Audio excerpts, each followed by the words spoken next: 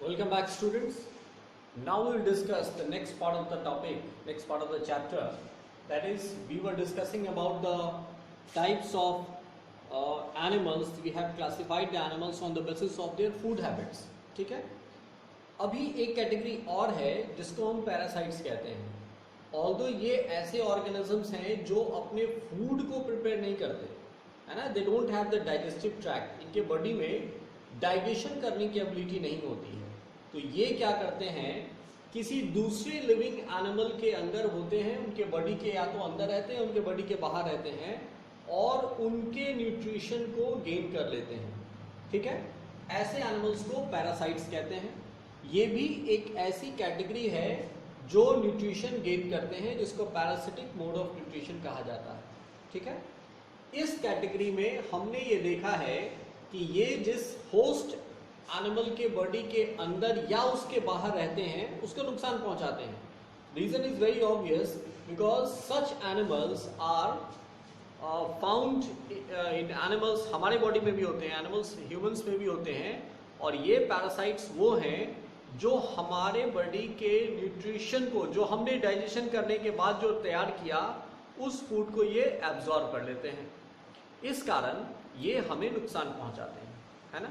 तो पैरासिटिक्स mode of nutrition जो है ये होस्ट के लिए, जिस बॉडी के ऊपर ये डिपेंड करता है, उनके लिए नुकसानदेह होते हैं. ठीक है, so these are the 4 different categories through which we understand that the different animals are categorized, are classified on the basis of their food habits. तो ये चौथी कैटेगरी है जो मैंने आपसे डिस्कस करी. And now we will see that ये जो न्यूट्रिशन गेन करने का जो प्रोसेस है, जिसमें कोई ऑर्गेनिज्म न्यूट्रिशन बनाता है, इसके भी कई सारे प्रोसेस हैं. ठीक है, यानी अब हम इस टॉपिक के बारे में बात करेंगे कि ये न्यूट्रिशन बनता कैसे है. How an organism obtain or complete the nutrition process, या nutrients बनाने के प्रोसेस को कैसे हम देखते हैं. तो जब हमने इस बेसिस पर ऑर्गेनिज्म को कैटेगराइज किया तो हमने पाया कि यहाँ 4 कैटेगरीज हैं: होलोजोइक, सेप्रोफाइट्स, पैरासिटिक्स एंड सिम्बायोटिक. ये 4 कैटेगरीज होती हैं. इनमें सबसे कॉम्प्लिकेटेड न्यूट्रिशन प्रोसेस है होलोजोइक मोड ऑफ न्यूट्रिशन का. इसमें एनिमल्स एनर्जी ऑब्टेन करते हैं कई अलग अलग प्रोसेस को कंप्लीट करने के बाद. मुख्य रूप से इसमें कौन कौन से प्रोसेस हैं? इंजेशन, डाइजेशन, एब्जॉर्प्शन, एसिमिलेशन और egestion. These are the 5 different stages, 5 different processes which are taking place in the holozoic mode of nutrition, and after completion of this part, assimilation, the organism can get the nutrients and it has been converted into energy. So this process is known as nutrition. यहाँ पर 5 stage में ये पूरा process complete किया जाता है. We will study about this. ये ingestion, digestion, absorption, assimilation और इजेशन क्या है, we'll discuss. So this is the one part, one type of nutrition in which the organism obtain energy by using these methods.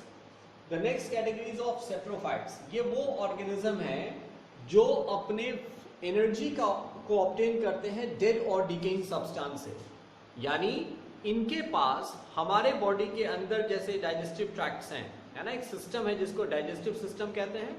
इस digestive system की मदद से हम energy बनाते हैं. ठीक है, लेकिन ऐसे कुछ एनिमल्स हैं जिनके पास डाइजेस्टिव ट्रैक्ट बॉडी के अंदर नहीं होता. वैसे ऑर्गेनिज्म इस कैटेगरी में आते हैं. हालांकि कुछ ऐसे एनिमल्स भी हैं, कुछ ऐसे कैटेगरी है एनिमल्स की जिनको स्कैवेंजर्स कहते हैं. ये डेड सब्सटेंस को ही अपना फूड बनाते हैं. इनके बॉडी के अंदर डाइजेस्टिव ट्रैक्ट होता है, ये फूड कंज्यूम करते हैं और एनर्जी ऑब्टेन करते हैं. लेकिन ये इनका जो फूड होगा वो मोस्टली क्या होगा? डेड डिकेइंग सब्सटेंस होगा. इसके एग्जाम्पल्स जैसे यदि हम एनिमल्स की बात करें तो वल्चर और क्रो है. ये भी एक कैटेगरी है एनिमल्स की जिसको हम इसमें पढ़ते हैं. It's a different category of animals, right, which can fly. इसके अलावे भी कई ऐसे माइक्रो ऑर्गेनिज्म हैं जो सेप्रोफाइट्स नेचर के होते हैं. ये भी डेड और डिकेइंग सब्सटेंस से अपने न्यूट्रिशन को गेन करते हैं.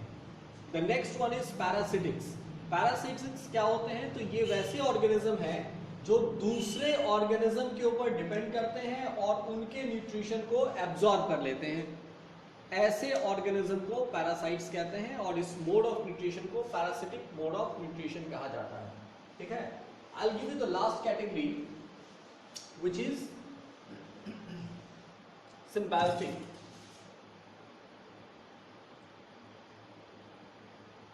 सिम्बायोटिक मोड ऑफ न्यूट्रिशन क्या है? Those organisms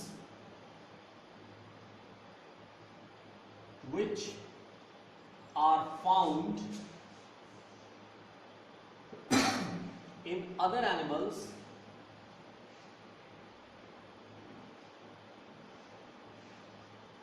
या organism कह सकते हैं, organism's body and support them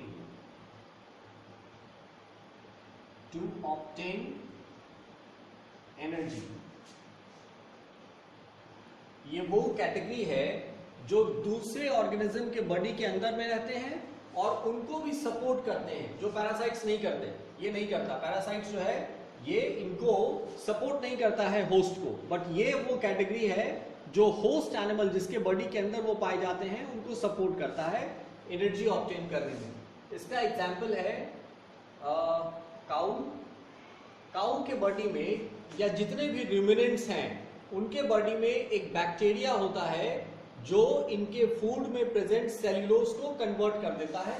तो ये काऊ जो है ये होस्ट है, इसके बॉडी में एक बैक्टीरिया होता है जो उस कैटेगरी को उसको खत्म कर सकता है, मतलब उसको हेल्प करता है सेल्यूलोज के डाइजेशन में। एक बैक्टीरिया है राइजोबियम, ये पाया जाता है, rhizobium is found in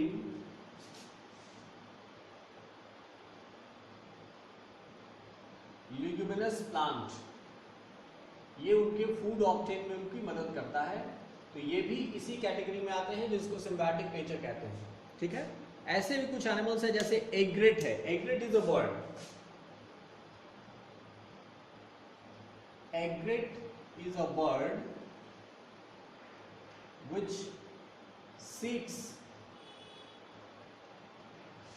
on cows or buffaloes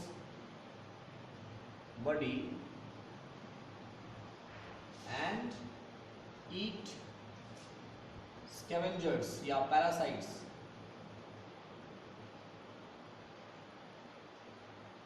present on their body। उनके बॉडी पर ये छोटे छोटे कीड़े पाए जाते हैं, उनको ये खा जाता है। तो ये भी क्या है, ये भी सिम्बायोटिक है, इसका भी काम हो जा रहा, उसका भी उसको भी फूड मिल जा रहा और जिसके बॉडी के ऊपर ये बैठा है उसको भी फायदा दे रहा है। So this is called symbiotic nature of organism।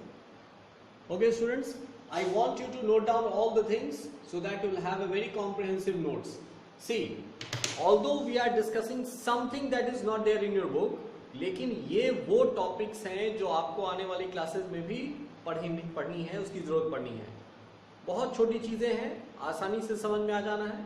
तो मैं ये चाहता हूँ कि जो आप टॉपिक पढ़ें, considering this कि you have a very good comprehensive notes and this will help you out in the next classes also। So just have a notes of these topics that we are discussing here and then we'll do the question answer at the last, right? Note it down।